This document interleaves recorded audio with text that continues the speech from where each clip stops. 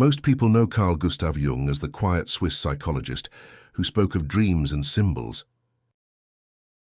Few realize that behind his calm face lived a man who crossed the border between science and mysticism, someone who ventured so far into the human soul that he almost never returned. At the height of his career, when his reputation could have brought him every academic honor, Jung began to hear a whisper inside his mind. It was not madness, at least not in the ordinary sense. It was a calling. He felt the presence of something vast and alive beneath his thoughts, a force that seemed to be waiting for him in the darkness. He wrote in his diary, "My soul, where are you? Do you hear me? I am ready." That sentence marked the beginning of the descent, the beginning of everything he later tried to explain with psychology.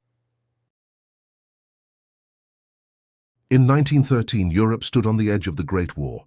The world was tense, materialistic, proud of its machines and its logic. But Jung began to see visions, oceans of blood covering the continent, towers collapsing, rivers overflowing with corpses. At first, he feared that he was losing his mind. Later, he understood that the images were not personal. They were the dreams of humanity itself. He was seeing the collective unconscious before anyone had a name for it. To explore it, Jung decided to experiment on the most dangerous subject of all, himself. He closed his office each evening, sat in silence, and waited for the images to come. When they appeared, he did not push them away. He entered them as one enters a dream while awake. What he found there would fill hundreds of pages, later known as the Red Book, a massive crimson volume that he kept hidden for decades. He feared what the world would think if they saw it. Because within those pages, Jung described not theories but encounters, visions so strange and sacred that even he struggled to believe them. He met figures that seemed to come from some other dimension of the psyche. There was Philemon, the old man with wings of blue who spoke like an oracle. There was Salome, the blind prophetess who represented the hidden wisdom of the feminine, and there was the serpent, the eternal symbol of transformation. Each entity spoke to him, challenged him, questioned him. He listened, argued, and wrote everything down. The conversations were not metaphors. For Jung, they were real psychological events, communications between the conscious mind and the timeless forces that live below it. He realized that the unconscious is not merely a place of repressed memories, it is a living cosmos of archetypes, the same energies that once appeared to ancient prophets and mystics. But who would believe such a thing from a doctor of medicine? If he told the truth, he would lose everything, his students, his position, his credibility. So Jung learned to speak in two languages, one for the world of science and one for the world of the soul. He dressed his revelations in the language of psychology, yet behind each concept, something divine was breathing. He called this process active imagination, a dialogue between the ego and the deeper self. It was through this method that he uncovered one of his most unsettling discoveries, that every human being carries a second personality within. An ancient self older than civilization, speaking through symbols, dreams, and intuition. To know it is to risk madness, to ignore it is to live half awake. As the visions continued, Jung began to see patterns that repeated themselves across history and myth. The same figures that spoke to him appeared in religious art, in fairy tales, in alchemy. He realized that humanity shares a hidden memory, a library of images older than any culture. He named it the collective unconscious, but there was more, something darker. He discovered that the unconscious is not only filled with divine figures, it also hides what we most fear. Every saint carries a shadow, Every nation projects its darkness upon its enemies, and every individual must one day meet the creature that walks behind them in their own dreams. Jung began to understand that his visions of blood and destruction were not prophecies of war alone. They were reflections of the human shadow rising over Europe. The same hatred and pride that he saw in his own soul were about to burst into the world. He wrote, "The world hangs by a thin thread, and that thread is the psyche of man."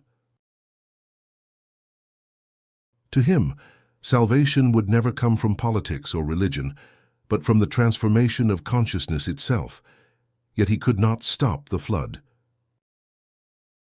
The First World War erupted exactly as he had foreseen. Jung watched helplessly while the collective shadow devoured millions.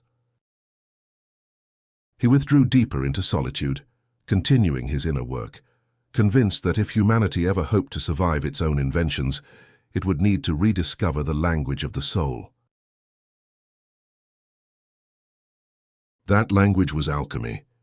He saw in the ancient drawings of the alchemists the same process he was living internally: the dissolution of the ego, the purification of the soul, the rebirth of a new self.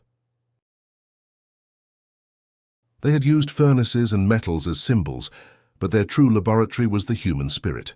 For Jung, alchemy was not superstition, it was psychology disguised as art. The alchemists had projected their unconscious processes onto matter, describing in chemical symbols the same transformations that happen inside us when we confront our fears, our desires, and our divine potential. He wrote that the nigredo, the black stage of putrefaction, represents the death of illusion. The albedo, the whitening, symbolizes purification through awareness. And the rubedo, the reddening, marks the integration of opposites, the union of light and shadow, masculine and feminine, spirit and matter. Together, they form the path toward what he called individuation, the realization of the self. But here lies the secret they never taught in universities. Jung believed that the self is not just psychological, it is divine. It is the spark of God within each human being, seeking to know itself through experience. That was the forbidden idea, the one that could not be spoken in the language of science. He hinted at it through symbols, mandalas, circles, mirrors, dreams, but only those who looked beyond the words could understand. He once said, "Who looks outside dreams, who looks inside awakens." For him, the ultimate act of rebellion was to look inward, because within the depths of the mind lay the source of all creation. Every night, Jung returned to those depths. He confronted demons, argued with angels, and wrestled with the meaning of his visions. He began to suspect that the same intelligence guiding his dreams was guiding the evolution of the entire world. The unconscious, he thought, was not human, it was cosmic. As the years passed, Jung became quieter, more withdrawn. He published carefully, hiding the mystical fire behind rational language. But those close to him noticed the change in his eyes, the distant look of someone who had seen too much. He spoke less of theory and more of symbols: the tree of life, the serpent, the Ouroboros, the snake that eats its own tail. To him, that image represented the eternal cycle of creation and destruction, consciousness devouring itself to be reborn. It was the secret of transformation that alchemists tried to express in metals, that religions spoke of in parables, and that modern humans had forgotten completely. And Jung knew, if the modern world continued to worship only reason, ignoring the irrational depths of the psyche, it would create monsters of its own. He warned that technological power without spiritual awareness would lead to catastrophe. He wrote, "Until you make the unconscious conscious, it will direct your life, and you will call it fate."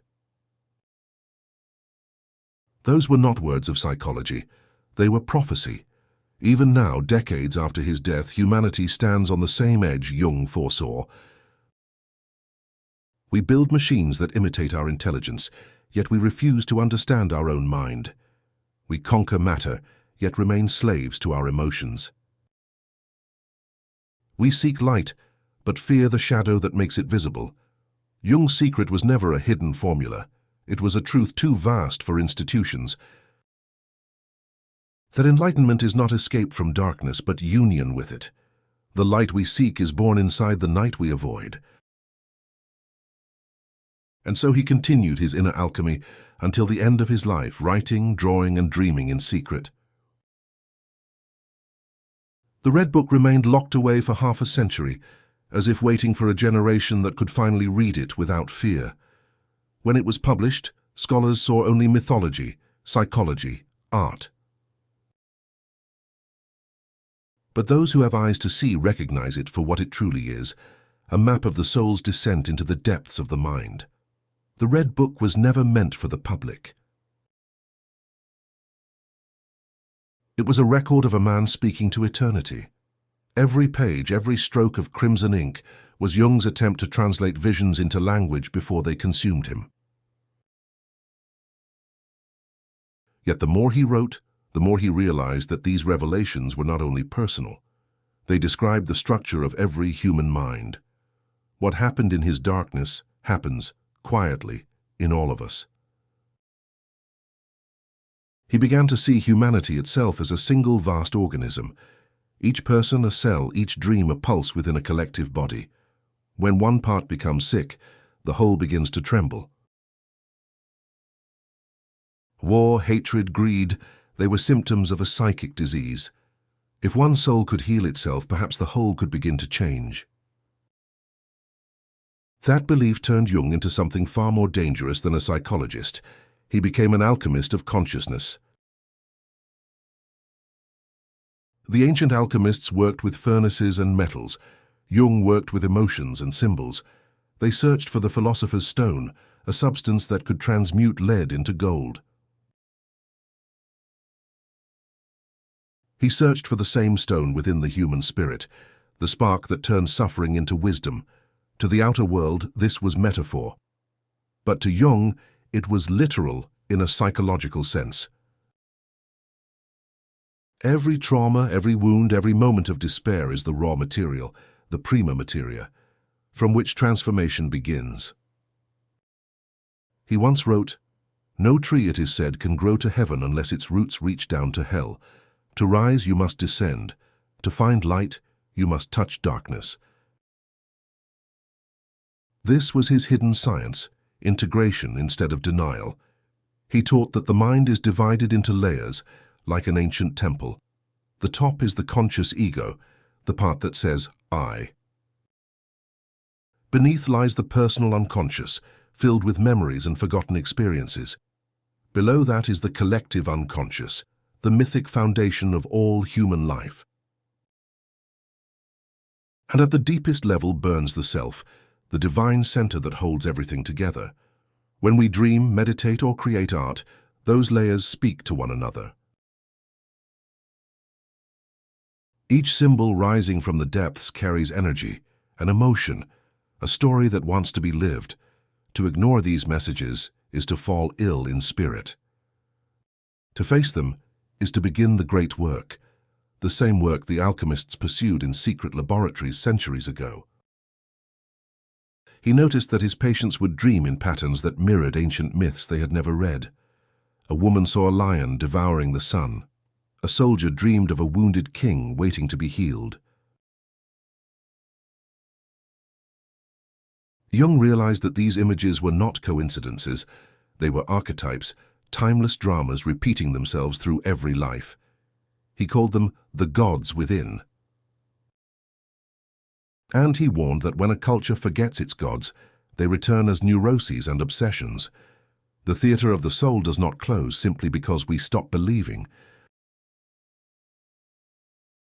It keeps performing behind the curtain, demanding attention. That is why Jung studied religions not to worship them, but to understand the psychic energy behind them. He found that every symbol, Christ, Buddha, the serpent, the mandala, described the same process of death and rebirth, loss and awakening. Each myth, in its own language, whispered the same secret. The self seeks union with its opposite. He called this the coincidentia oppositorum, the unity of opposites. Light is born from darkness.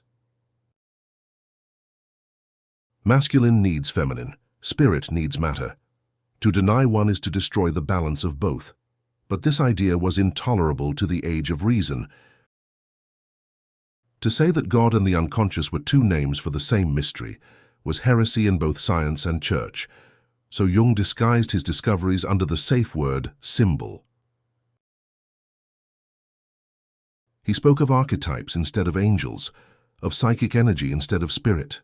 Those who listened carefully, however, could still hear the echo of something sacred. During these years, Jung kept correspondence with physicist Wolfgang Pauli, who was haunted by strange dreams that mirrored quantum paradoxes. Together they explored the possibility that psyche and matter were reflections of one another, two sides of a single reality. Their letters hinted at a unifying field long before physics dared to imagine such a thing. Jung called it synchronicity, meaningful coincidence, the bridge between the inner and outer worlds. A scarab beetle tapping against a window at the exact moment a patient speaks of a golden beetle. A dream predicting a death, an intuition guiding a decision that saves a life. He saw these not as magic, but as evidence that the universe is woven from consciousness itself. This was the point where psychology touched the divine.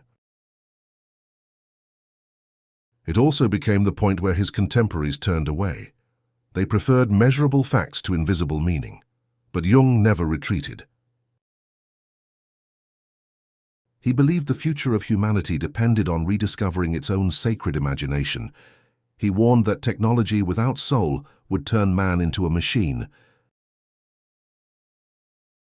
that ideologies pretending to save the world would become new forms of possession. He wrote, "The greatest danger that threatens humanity comes from the psyche." Because whatever we refuse to face within, we project outward and call it enemy. He saw it happen twice in his lifetime. 2 world wars born from collective shadow. Millions dying in the name of gods they no longer understood. And he asked himself, what would happen when the next collective possession arrived, not through armies, but through screens? The question still echoes.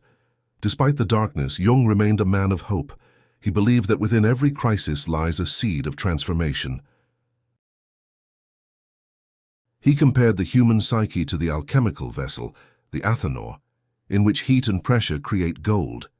Pain, therefore, was not punishment, it was process. He told his students that the unconscious is not our enemy, but our partner in evolution. Many of them didn't understand. They wanted formulas, not fire. But Jung's secret fire could not be taught. It had to be lived. He urged them, "Your vision will become clear only when you can look into your own heart. Who looks outside dreams, who looks inside awakens." Each time he used that phrase, he meant it literally. Inside every heart burns a fragment of the same cosmic intelligence that shapes galaxies. To know oneself is to know the universe reflected in miniature. That was the meaning behind his mandalas, the circular drawings he created daily. To the world they were art. To him they were maps of the soul returning to its center. By tracing those circles, Jung entered states of profound stillness. He discovered that the psyche organizes itself naturally around symmetry and balance. When chaos reigns, draw the circle. When fear rises, imagine the center. It was both meditation and therapy, science and prayer. In private notes, he confessed that he no longer saw a boundary between psychology and mysticism. He wrote, "The psyche is the greatest of all cosmic wonders. He understood that the unconscious was not merely in us, we were inside it, like fish in an ocean unaware of the water. He began to suspect that death itself might be another transformation within that ocean. Dreams of ancient temples, radiant figures, and luminous spheres filled his final journals. He described them calmly, as if preparing for another experiment. Yet even in those final years, Jung knew that the world was not ready for the full truth. He released fragments, articles, interviews, cautious hints, but always stopped before crossing a certain line. He feared that open talk of divinity in the psyche would be misunderstood as madness or cultism, so he left symbols instead of confessions, hoping that future generations would decode them. We are that generation. For the first time, the collective mind of humanity is connected by invisible networks, mirroring the very web of meaning Jung described. And with that connection comes the same danger he warned about: projection, shadow, possession on a global scale. The cure, he would say, has not changed. Each person must become conscious of their own darkness, or it will rule them from behind. That is why his teachings on the shadow are more relevant than ever. He wrote that civilization's morality is fragile precisely because it denies the instinctual side of man. The repression of the shadow doesn't destroy it. It feeds it. Only by acknowledging our capacity for evil can we prevent evil from using us as its hands. To integrate the shadow is not to become pure, but whole. And wholeness, Jung believed, is holiness by another name. For him, holiness meant unity with the self, the inner God image that connects every being. This was his final heresy, the idea that God is not somewhere above but within, evolving through us. He wrote privately, "Man cannot stand a meaningless life. The self is his myth of meaning." To live without that myth is to fall into despair. To rediscover it is to participate in creation itself. That was Jung's hidden science. Not chemistry, not religion, but the physics of the soul, the laws by which consciousness transforms itself through symbol, suffering, and love. He never claimed to have mastered it. He called himself a seeker, an experimenter.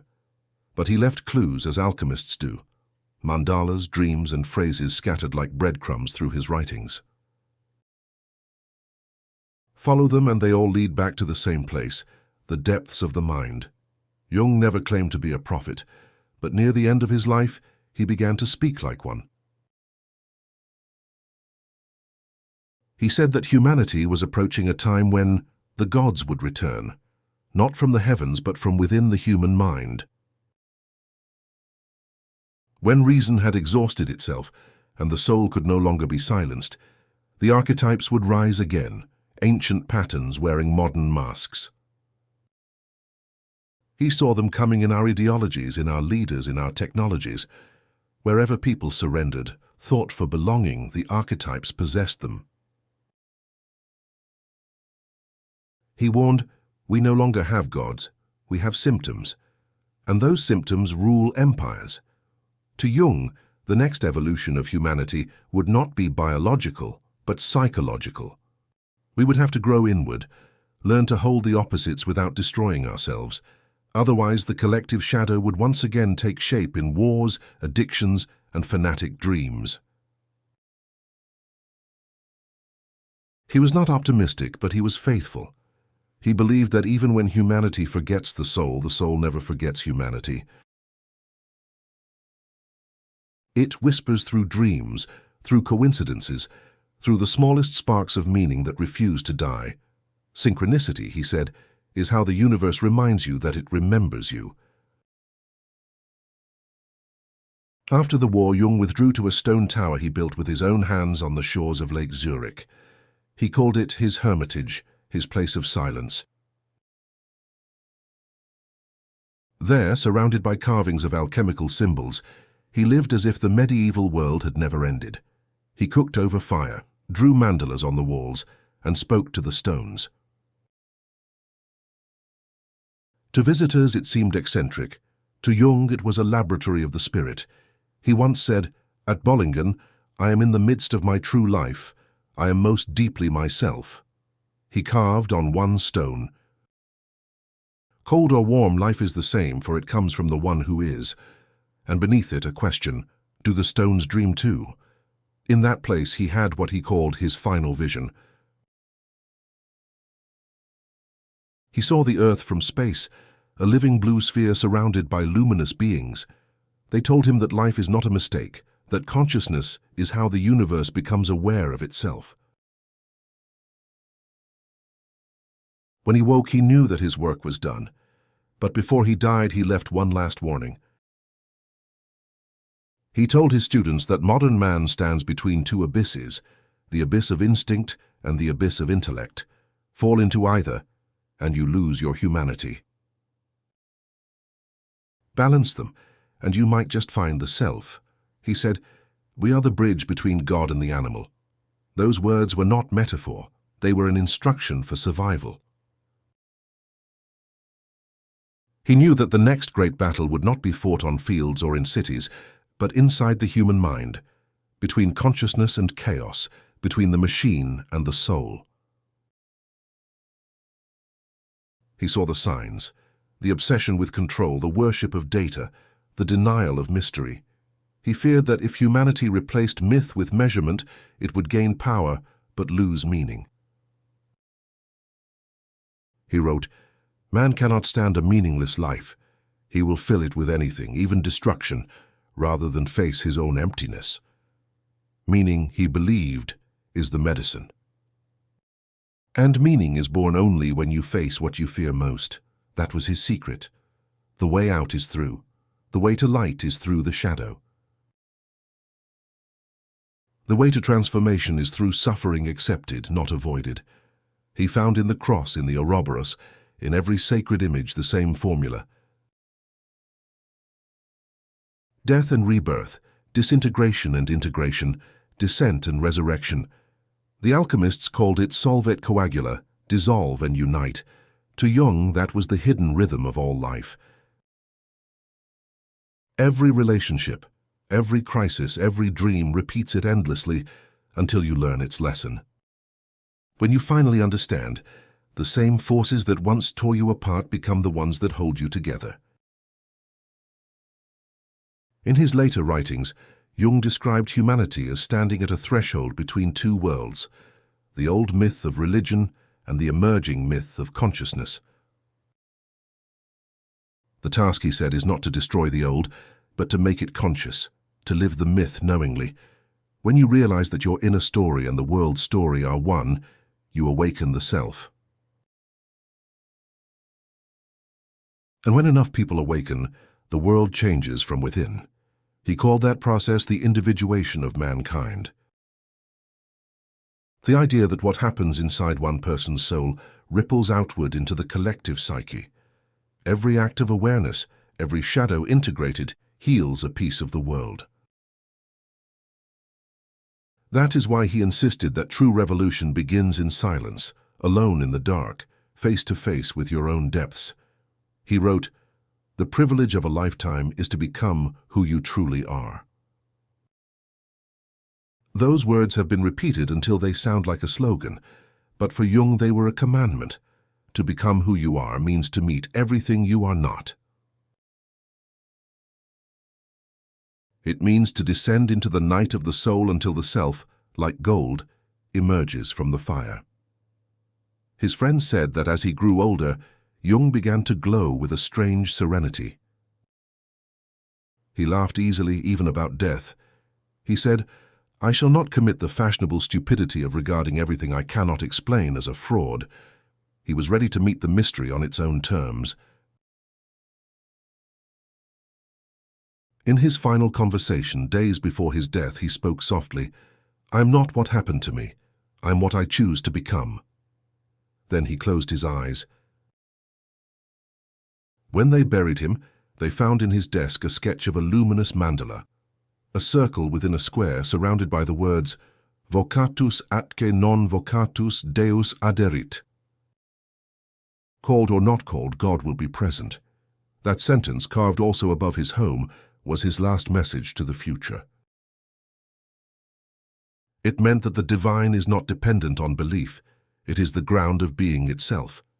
You can deny it, ignore it, mock it, but it remains, and it speaks through the depths of the mind. Those are the depths they didn't want you to know, because if you realize that the kingdom of heaven is within, no one can rule you through fear. If you know that meaning comes from inside, no system can sell it to you. If you understand that God lives in your unconscious, no priest or politician can stand between you and the sacred. That is why Jung's real legacy is not psychology. It is freedom, the inner freedom that comes from knowing yourself completely. He didn't want disciples. He wanted individuals who could stand in their own truth, who could face their own shadow and by doing so, illuminate the world. Now, a century later, his warning echoes louder than ever. We have conquered the outer world and lost the inner one. We have learned to split the atom but not our egos. We drown in information yet starve for wisdom. Jung's work waits like a buried treasure beneath our noise. Every dream, every symbol, every coincidence that stirs your heart is an invitation back to that treasure. The map has been there all along. The same map he drew in his red book, the same pattern carved in every human soul. If you want to find it, stop running. Sit in silence. Ask the question he asked at the beginning of his descent. My soul, where are you? Then listen. The answer may come as an image, a word, a feeling, a synchronicity. It may frighten you because truth always does, but follow it anyway, because that is how transformation begins. Jung said, "The world will ask you who you are. If you do not know, the world will tell you. Do not let the world tell you. Descend, find your own center, face your shadow, and remember, you are not just a story inside the universe. You are the universe remembering itself through a story. These are Jung's secrets, the ones they didn't want you to know.